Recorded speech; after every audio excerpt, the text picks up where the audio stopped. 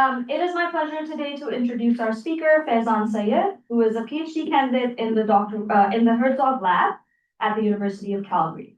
Faizan completed his Bachelor of Science in Biological Sciences here at the University of Calgary, following which he started a master's in 2022 and then went on to transfer into a PhD program in 2024. He is currently working on his doctoral studies in biomechanics and neuromuscular function, and his research is focused on understanding muscle deficits in children with cerebral palsy, with the goal of improving our understanding of muscle function and impairment in this population. Outside of his research, Faizan enjoys basketball a lot, and it actually occupies a lot of his time because he enjoys playing, coaching, and with the NBA Finals currently underway, he is especially excited to be following all the action. Today, he will be presenting his work titled Non-Uniform Hip Adductor Muscle Deficits in Children with Cerebral Palsy, the comparison between the gracilis and adductor longus muscles. Thank you, Faizan. Thank you very much for the introduction. Yeah, I really hope New York wins or we're going to see a city burned to the ground. Anyways, let's start with the introduction. What is cerebral palsy? Now, cerebral palsy is a group of motor, balance, and coordination disorders that occurs in developing children due to a non-progressive brain lesion. Now, this is the most common source of childhood disability worldwide, and it occurs in approximately 2 per 1,000 live births. Now, I have a definition here called spasticity, which is a velocity-dependent resistance to stretch. Now, you'll see I defined this, but there are a lot of other symptoms that come with cerebral palsy, but you'll see spasticity a lot, so it is actually defined first. Clinically, some symptoms include contractures, limited range of motion, and muscle weakness, alongside many others, so let's not just focus on the musculoskeletal. Here on the right, what we actually have is the main mechanism, which is that when there is a lesion in the brain, you have an upper motor neuron syndrome, meaning there is some sort of impairment to the connection between the descending activation and inhibition. Two of the main things are activation. Voluntary activation from the brain to the muscles is decreased, meaning these children who have other symptoms can also not activate their muscles as efficiently. The other one is decreased inhibition. Inhibition basically referring to reflexes. They are not able to inhibit their reflexes, and you'll often see hyperreflexia, such as when you do a tendon test, they will have very exaggerated reflex responses. Saying all of this, the actual etiology, we don't have to read all the words, don't worry, I'm just going to point out these two, is ischemia and stroke are the well-known ones established, but that turns out is not true. There's a lot of reasons why cerebral palsy occurs. Just to name two would be jaundice and infection that were not originally thought to cause this. So just an example, there are a lot of causes of cerebral palsy that we do not know the exact etiology. But there is something that we do know, and that is classifications. And mainly the classifications are spastic, ataxic, hypotonic, dyskinetic, with spastic being the most common. Around 80% of the onset would be spastic, and the common features are, again, weakness, altered gait, and stiff or tight muscles. Now, CP can be classified by many scales. One of the most common ones is gross motor function classification system. And this describes the ability for these children to move independently or with assistance. In this figure, actually, we have all the scales. We're going to focus on the top, but one thing I want to point out, again, even eating, drinking, visual communication are impaired in this cohort. So let's focus on the top one, which is the ability to move. Now, we will be talking specifically about cohorts from level 4 to 5. These are non-ambulatory, they're not able to move, whereas levels 1 to 3 are able to move with some assistance. Now, what we know really well is that most of these symptoms on the whole muscle level are well established. You can go to a clinician and say, okay, muscles are smaller and they're stiffer, and they'll agree. This is more commonly seen. Some less known molecular symptoms are not well researched. They are becoming more prevalent, but there are some agreements on what they are from the previous studies. Here's a figure kind of summarizing that. On the left, you have typically developing children, which I will now define as TDC, On the right, again, you have cerebral palsy or CP. If we start from the top and we look at A and B, in A, you see that TDC have normal circumference lengths, whereas CP is much more pronounced, much longer circumference lengths. And if you remember the force-effect relationship, let's put some on the descending limb. A paper by Tim Leonard in 2019 put that number at 3.6 microns for the circumference length, and that will decrease the force that they produce naturally by almost 50%. So we have a very notable decrease in the force production.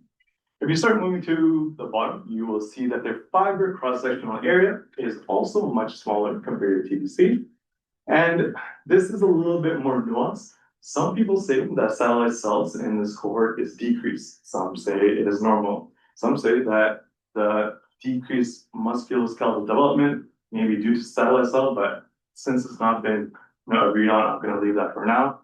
On the right, again, you have decreased volume, but the bone growth is normal. And often you'll hear people say the muscle growth is exceeded by the bone growth. And often you'll have the muscle stretch just because the bone is growing normally. One other thing, you have limited range of motion, as you can see for the ankle here, but it also extends to other limbs. On the bottom, a little hard to see the lights, but it is your laminin and your collagen. Basically, the conclusion is that the muscles are very stiff. Now, this is well known, well established. One question comes up is this true for every child with CP? Are you going to see the same pattern between muscles? Now, we know that mostly flexors are affected, but between the flexors, is there variability? Now, other studies have actually looked at this. Other neuromuscular conditions, not in cerebral palsy. The first one we can talk about is inclusion body myositis, IBM, where vastus lateralis fibers were significantly weaker, as in this figure right here, both type 1 and type 2 compared to control. Becker muscular dystrophy, or MD, also showed substantially different parameters between muscles. So other studies have shown that neuromuscular conditions and muscles can differ in these conditions. One thing I want you to really look at is this graph down here. Now, on the y-axis, you have active stiffness, and it's not going to make sense right now, and I will explain much more, but I want you to look at the relationship that in control, it was significantly higher than IBM. And this will come back later when we talk about the CP results, so just keep that in mind for now. So we want to see or ask this question, does this variability also occur in CP? So how can we do that? Well, I'm going to talk about two muscles right here. The first is gracilis, and the second is adductor longus. These are both hip adductors of the medial thigh. That goal is to adduct the hips. And the first one, gracilis, is this long, thin biarticular muscle, meaning it crosses the hip and the knee. And its fibers are very long. And you'll see why this matters later on. But for now, they're around 23 centimeters long. For adductor longus, this is a shorter, almost bulkier muscle, monoarticular, meaning it only crosses the hip. And the fibers are almost half as long. Again, this will make more sense later. But you might be looking at me confused. Why did you just bring up these two random muscles? Okay, I have to be honest a little bit. Children with CP often have a high tone of the adductors. This causes pulling in of the adduction, meaning that the femoral head starts to subluxate or dislocate from the hip joint. Surgeons go in for a surgery that is preventative. It is called tenotomy. It starts cutting or elongating the tendon, especially of the adductor longus, so you can relieve some of the unbalanced forces across the hip joint and prevent dislocation. When they go in for the surgery, these two muscles are available to take muscle from because that's where they elongated. So yeah, we got these muscles, but also they are similar muscles with overlapping function, still structurally distinct. So they can still be used to answer our questions. What is the question? So our purpose, we want to see, is there within subject differences in single fiber mechanics, as neuromuscular studies showed, protein content and histology between these two muscles, And remember, these are paired biopsies from the same child who have both the AL and GR. Now, we hypothesized that there would be a difference. These have different loading, stretch, activation patterns, that there might be a difference in the maximal active stress and all the other outcome measures we are planning to look at. Now, with that said, with the purpose and hypothesis, what did we actually do? And we put a lot, but all along we've been there here. So we have single fiber mechanics on the left. This was methods 1. This means we took a muscle, we skinned it, we took a muscle fiber, hooked it between a force transducer link controller, and I'll show that in the next slide. And then we test its force link relationship, or here we call it stress link. We tested maximal active stress. So what is the maximal stress that this fiber can produce? The active elastic modulus. This will be explained more, but I want to quickly touch on it. You saw active stiffness in the IBM graph. What this basically is we do a quick stretch for the fiber, very small, very rapid. When it is activated, the source of the force when you quickly stretch it will be the attached cross bridges, meaning you can use this value as an indirect proxy of how many cross bridges are attached. We also did the passive stress length relationship, and then we moved on to the second method, which is gels, which did myosin, actin, fed, nebulin, and then the last one, which is histology, fiber size, collagen, and fat. But let's focus on the first one, methods 1. This is the single fiber mechanics. 3 to 5 fibers were taken per biopsy, and they were tested for the following 3 things. We wanted to actively test them at sarcometer lengths from 2.4 to 3.4, going in increments of 0.2, so 2.4, 2.6, 2.8, 3.0, 2.4. Now, we also did passive testing where it wasn't activated, it was stretched, and it was held for 40 seconds. We want to see a stress relaxation. And we also did this active modulus, which I just mentioned. It was that quick stretch, a little hard to see. It's this very tiny quick stretch right here, 0.2%. And again, the force that is coming from is those attached cross bridges. On the top here, we just have one of the representative images. Between a force transducer and length controller, we have our fibers. Okay, now on to the exciting stuff. What did we actually find? Well, here we have for myosin heavy chain 1, our single fiber active stress length relationship. On the y-axis, you have active stress in kilopascals. On the x-axis, you have your different sarcomer lengths. And from 2.4 to 3.2 microns, the maximal or active stress was significantly decreased in all of the AL fibers compared to GR, and all of the AL subjects compared to GR. Now, this pattern can continue. Gracilis will always be in blue on the left, and adductor longus will be red on the right. And if you move over here, you see that maximal active stress, the highest stress that this fiber can produce, was significantly lower in adductor longus compared to gracilis. Okay, but that was for myosin heavy chain 1, because there has been some literature showing, okay, maybe the different fiber types produce different active forces, so we separated based on that. We saw the same pattern in myosin heavy chain 2 and the hybrids. As you can see, again, on the y-axis, we have active stress, but this is for MEC2 and hybrids. And for all the sarcometer lengths, except for 3.4, there was a significant decrease in the active force or stress here produced. Now, you'll hear me saying stress a lot. Stress is basically normalized the force to the cross-sectional area of the fibers. Again, maximal active stress was also significantly decreased. Okay, so we see that maximal force is decreased, but why? What is the mechanism working behind it? So let's take a look at that calculation again. On the top here, you have MEC1, on the bottom you have MEC2, and this is back to our active elastic modulus. This is a very quick 0.2% stretch, and that is a proxy of our cross bridges attached. On the top left here, you have for MEC1, it was significantly decreased in AL compared to GR. Same thing happened for MEC type 2, same pattern.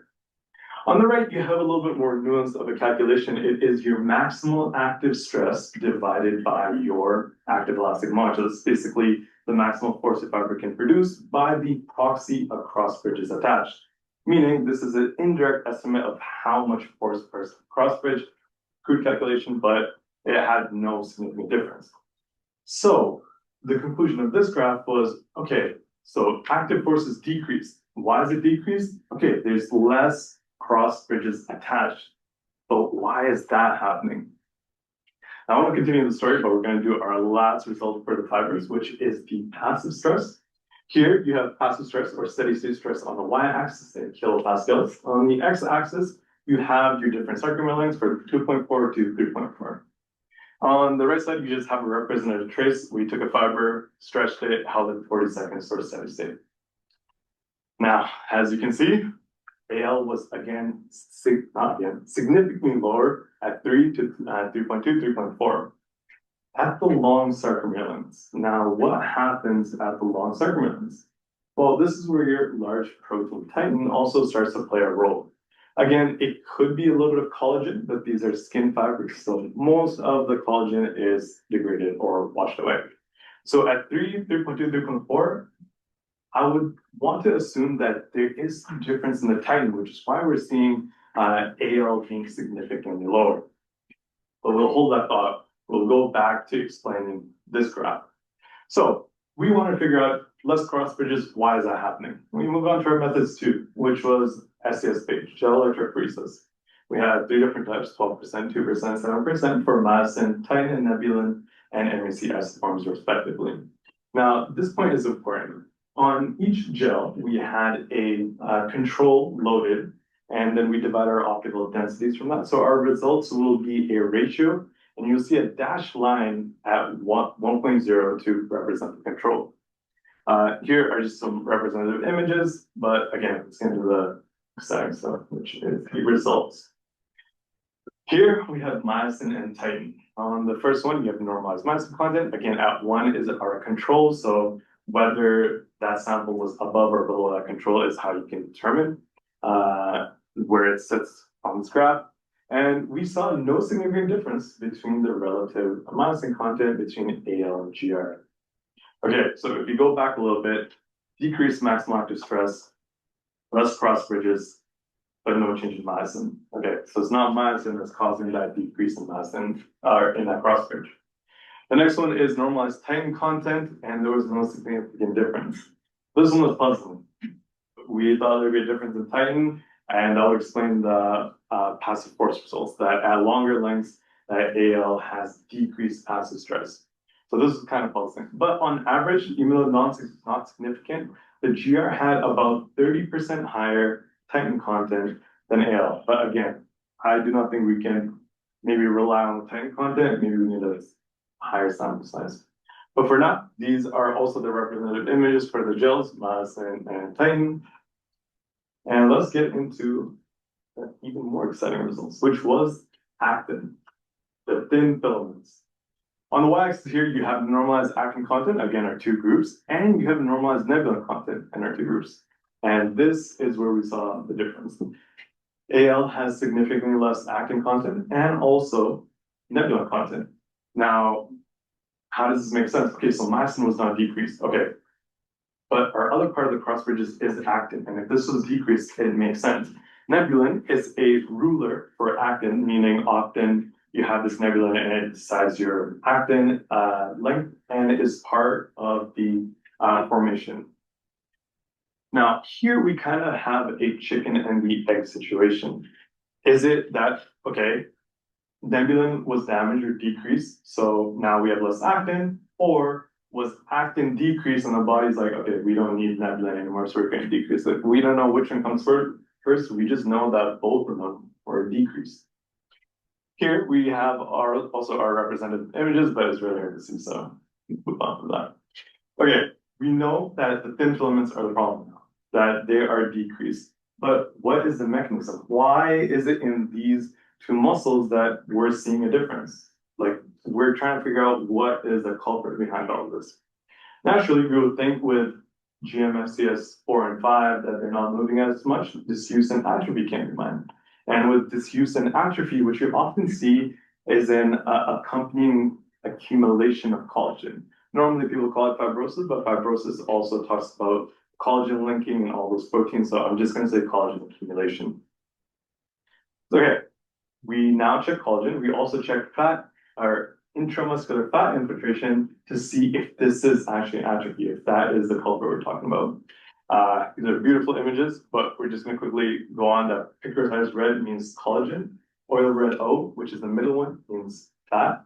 And antilaminin, a little bit harder to see, is determining our fiber size and shape. Let's get into the first one, which is collagen. So on the y-axis here, you have collagen content. On the y-axis in percentage, meaning that we took our total pixels of picorized red and we divided by the total muscle area. We found there was no significant difference. Again, a little puzzling. If you were expecting disuse and atrophy, we expect a difference in collagen. And these images, I want to thank you, Latif, for these beautiful amino slides, we have representative images of the red pictorial staining. Now, it's really hard to see here, but a little easier to see here. You'll see, thank you, Dennis. You'll see that you have your endomycelium, which is the collagen around the fiber, but you also have your perimycelial collagen, which is these tracts of collagen. And you can see in the adductor longus is significantly more noticeable, but again, not significantly different, so we cannot rely on collagen. Okay, maybe the fat was different. Maybe the disuse made more fat go into the muscles. It's also not significantly different. On the y-axis, we have our fat content percentage, and again, our two groups. These are the representative images. It's kind of hard to see the red in the, but on the adductor longus, you can see some of that red staining. And again, there was no significant difference. So, okay, if it's not fat, maybe something's happening to the fibers. So we took a look at the fibers themselves.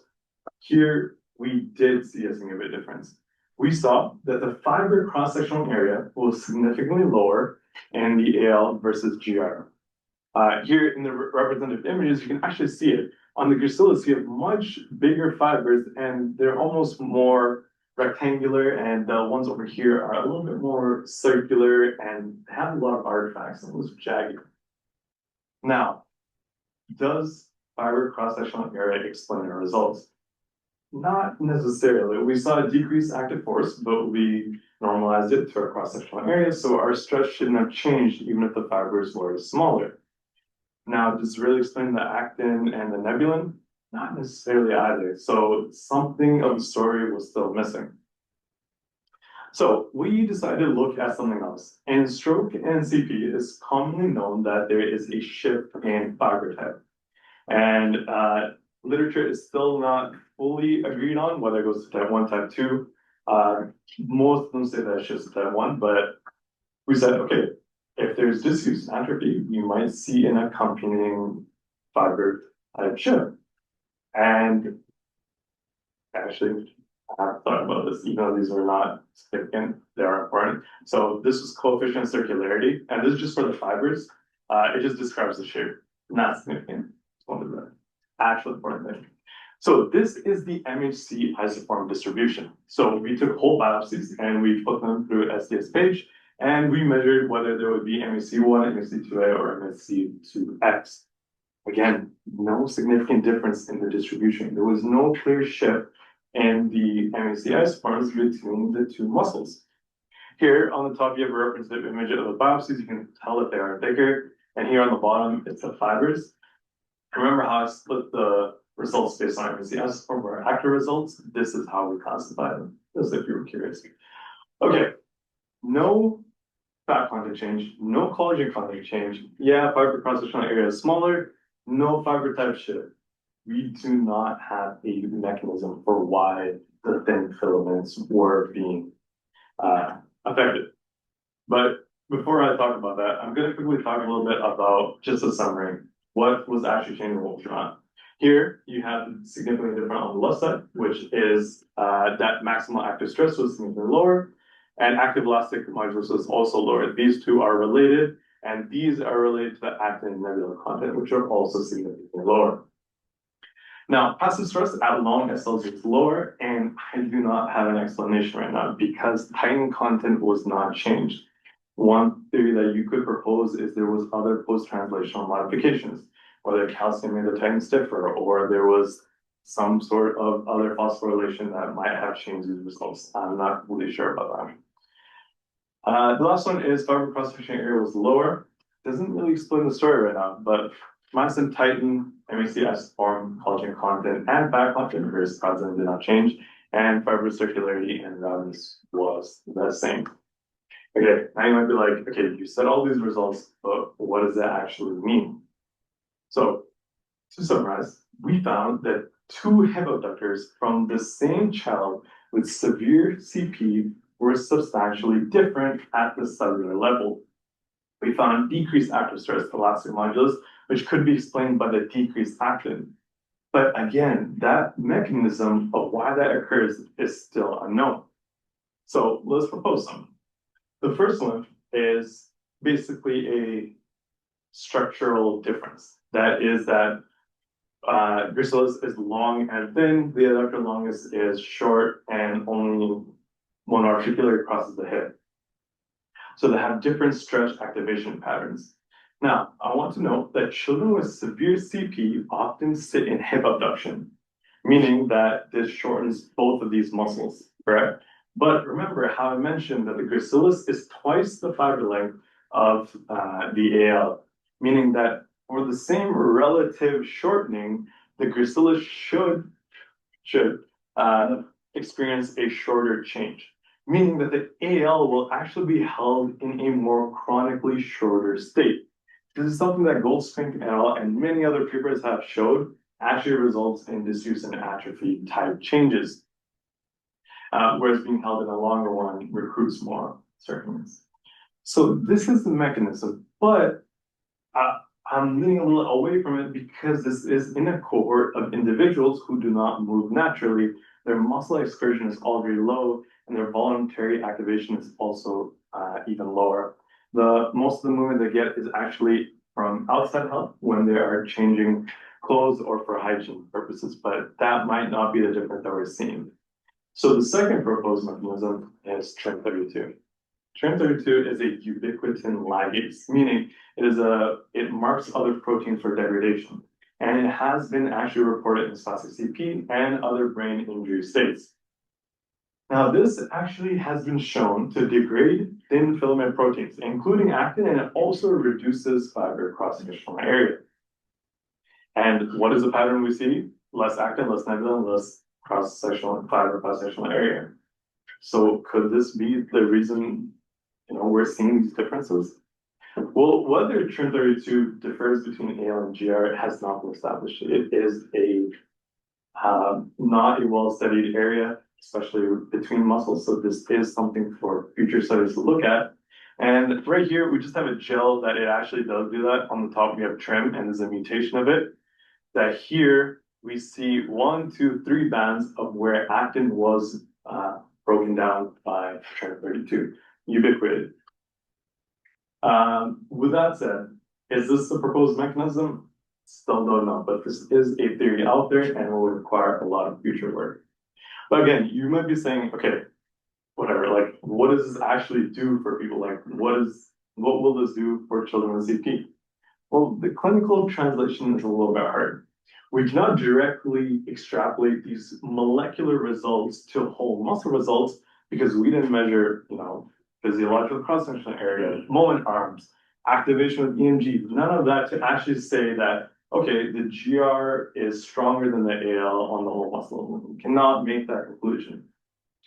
And unfortunately, the second point, which you can say, okay, well, we'll say that the AL is weaker, so you inject Botox into, GR instead. But any type of therapy or rehabilitation does not apply to the cohort that we looked at, which was GMFCS 4 and 5. They're non-ambulatory. Where you would see rehabilitation is in the earlier GMFCS, but you cannot generalize this pattern to the other cohort. It might be a completely different biomechanical outlook for their muscles. But what we can actually talk about is that there is a mechanism. There was 2 adductors that have overlapping function, but they did differ at the cellular level. And that if you group them during, for example, surgery as one unit, it may obscure muscle-specific changes. And this is just a step because now we know that there is a mechanism out there, and that if you investigate it more, it might lead you to learn more about musculoskeletal development and just changes in muscle with children with CP, and just learning more about muscle growth in that environment.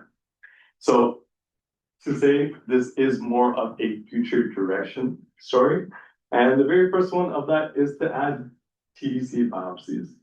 Now, you might be sitting there and say, okay, what if it's just AL and GR? What if it's just those two muscles and not CP that's causing these differences? I couldn't confidently say yes or no, or whether it's unlikely or not. That is something we have to look into, that whether this mechanism is CP related or maybe it's from these two muscles.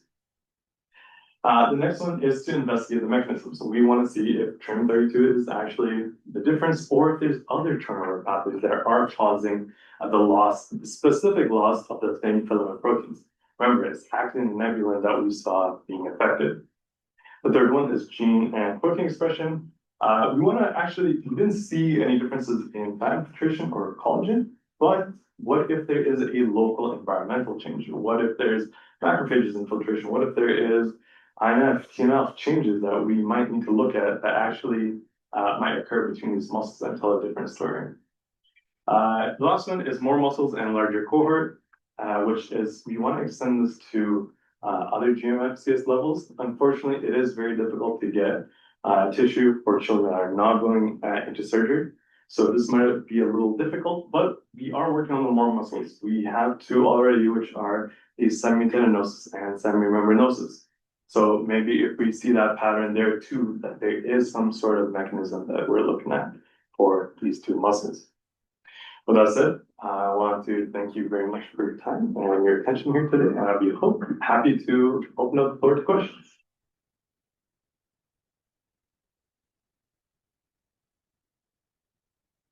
All right, with that, the floor is open for questions. Who would like to start us off? Right.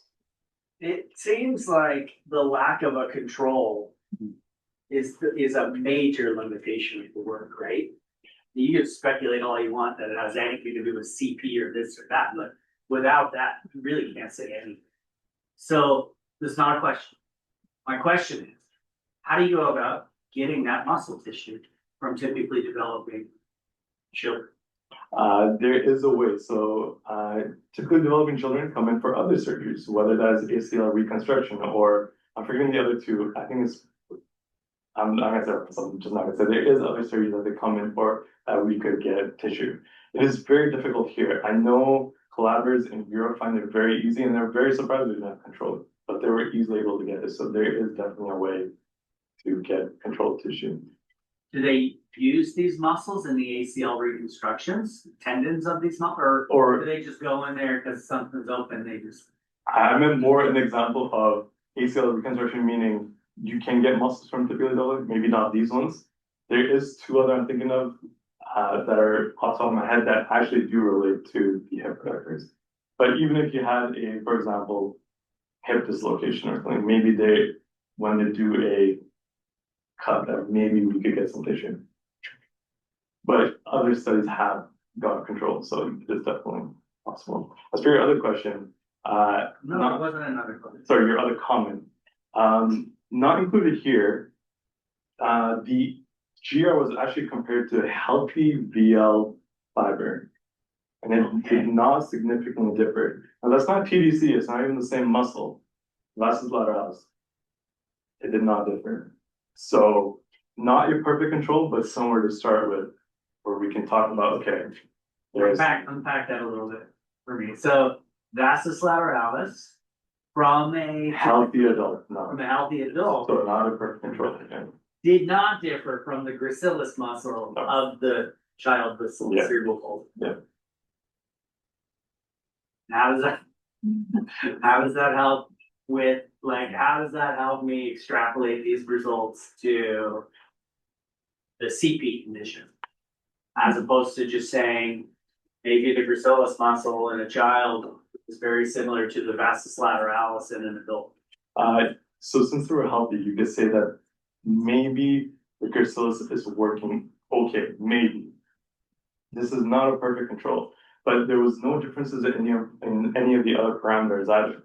The protein content, histology, protein content and fibers look good. Again, you still have to confirm with a actual good control TDC, but for now we have some. Yeah. Just to confirm, like for semitendinosus autograft, when they're doing an ACL reconstruction, they often take semitendinosus and gracilis. Okay. As the autograft, yeah. So it's a very common in the surgical procedure, STG autograft. And the reason is because your gracilis is basically one of the reed that inserts onto your Faizan Syed, and gracilis is a knee flexor, and it's also a hip adductor. Which leads to my question whether or not that you consider the fact that your gracilis is a two-joint biarticular muscle and your adductor longus is just a single joint adductor, and so functionally they play quite different roles for whether it's gait or deflection, these pieces. How do you think that might drive a differential finding? Yeah, so the idea is because it has more of a role, maybe it is being used more, and maybe the activation stretch is less in AL just because it has one role of adduction. Now, it's kind of hard to tell whether that would cause significant disuse as they're not moving at all anymore, but that could be one of the things that because it has more roles, it might not be as effective as much. That is assuming that we're following the disuse model, but it seems like there might be something else at play here. Those biarticular muscles tend to be a little bit different things change. Yeah. In terms of how they work, even in multi-joint extension. Yeah. It's not like a single joint muscle. Yeah. So you wonder if maybe, just like you said, if you're getting more natural stretching and shortening of the gracilis because of its dual joint biarticular nature, and adductor longus is just not getting the same, stretch into it. It is to look at, yeah. So, Future directions for sure, more muscles. Other questions for Faizan? And Can that can just be different lengths across different muscles? I looked into it. There's no literature on GR and AL, but Across muscles in general. I did not. So I know myosin 1.6, and it should not. I'm not sure. I'm not sure about that. I'm not sure if they're different, but I think there's room for some variation between muscles and bodies. Like, are you seeing something that's obviously the controls? All you have is the relative quantity of that, right? You're measuring differently. You go, but it's like, could you possibly back calculate quantities if you varied what the length was? I don't think so. We could just do maybe immunofluorescence or labeling and actually check actin length, which would be more accurate. Team Darsh, but I have a quick question for you. Are any of the future directions that you pointed to part of your PhD studies, or these are just things for other people? We have the semitendinosus and rhabdomyosis, so that can be tested. My main project is collagenase, so if there's, they can both run at the same time. So, Darsh?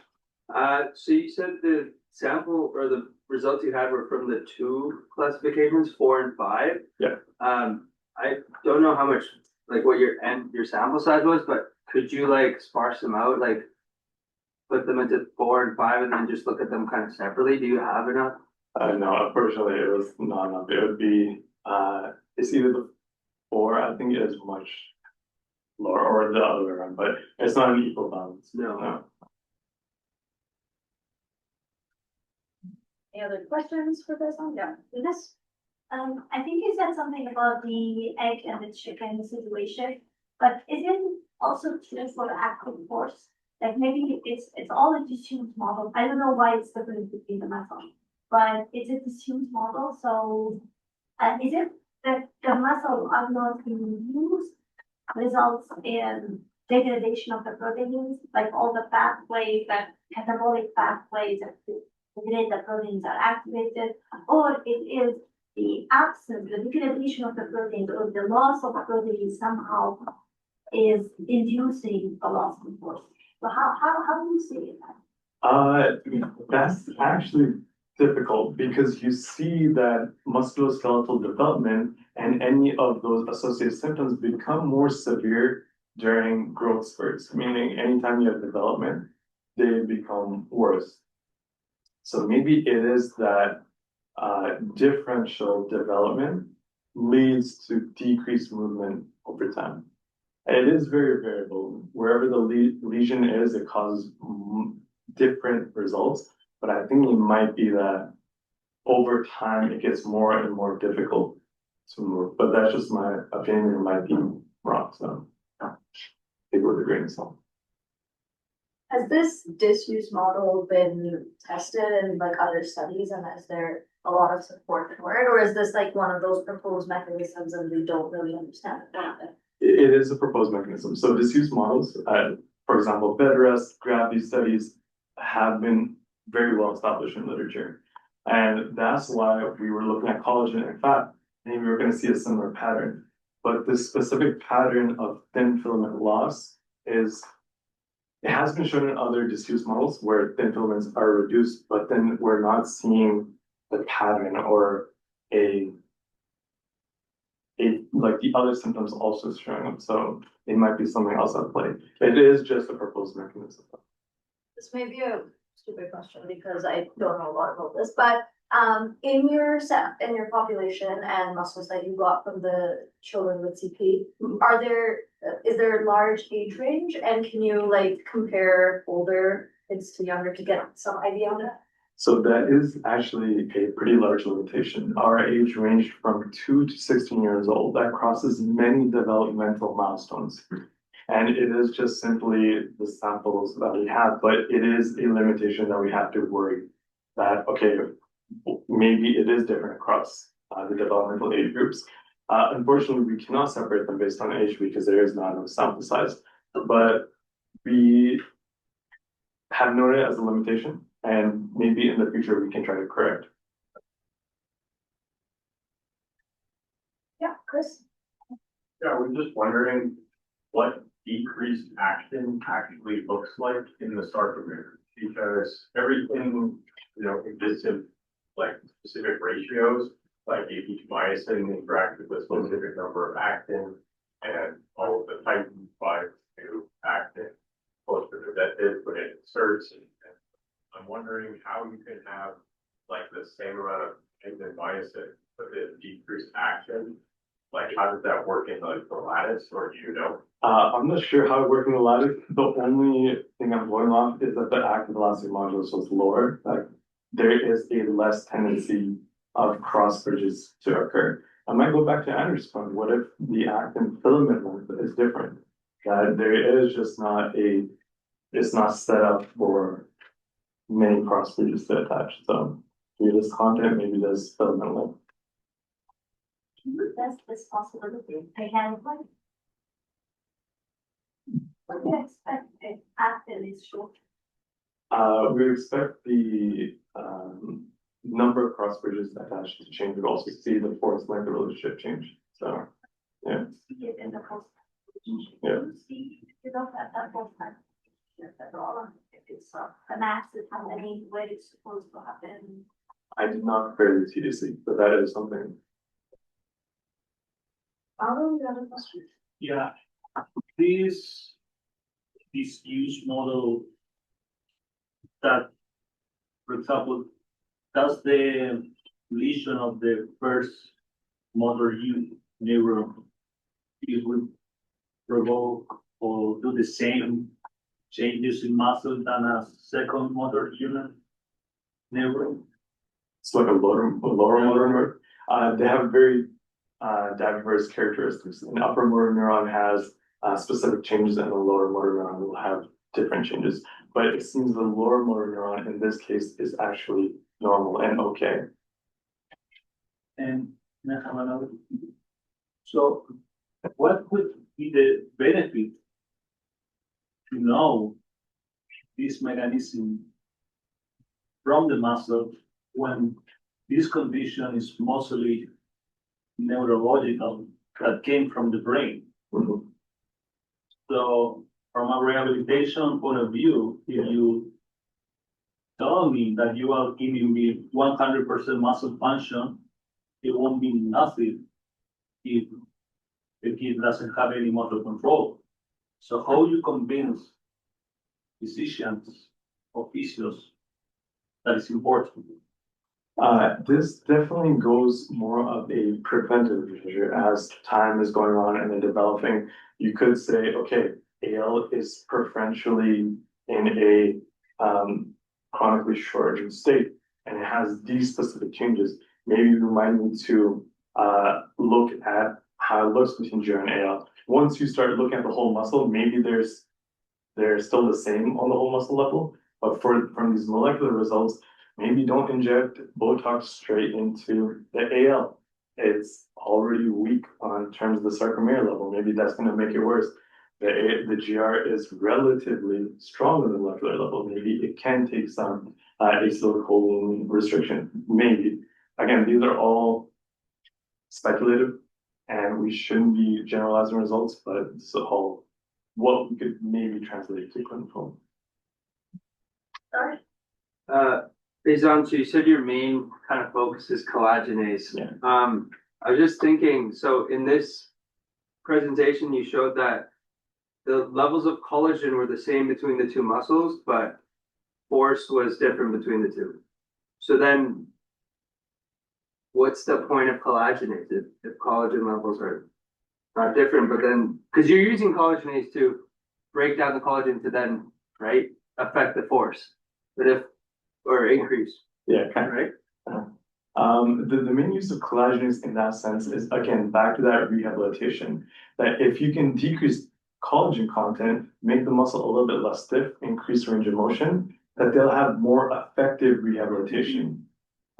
Force is maybe not a play here because it is mostly related to force transmission, collagen. And if you start cutting it, you might actually see lower force. But again, it's to create that window of a little bit of rehabilitation, grow the muscle, and then go from there. It's more of a preventative measure instead of a stacking up, making the muscle really stiff. What if you prevent it a little bit to restore some of that mobility? So if you have a child with CP and you, as a physician, you look at both these muscles and this is what you find, would you give them collagen? Collagenase has only been really used in other fibrotic. Yeah, based on your findings from work. I'm not sure if I would be able to speculate just now. Wait for the next project, which will be testing it in animal models, and we'll see if it decreases %. What he's saying is we should schedule him for a seminar with your model. You got it. Okay, any other questions? Yeah, fine, you should follow up. Go back to Ben's comment. You don't have the baseline for AL, you don't have the baseline for this. So even though they have the same amount of collagen and fat, you don't know compared to a typically developing children how much it is increased or it's normal. That is true. Most of the literature does actually show that children's CP's muscles are much more rich in collagen. So maybe they're not different between each other, but they will be higher in the TDC. Okay, any last questions for Faizan before we thank him for his talk? If not, then let's move around the floor.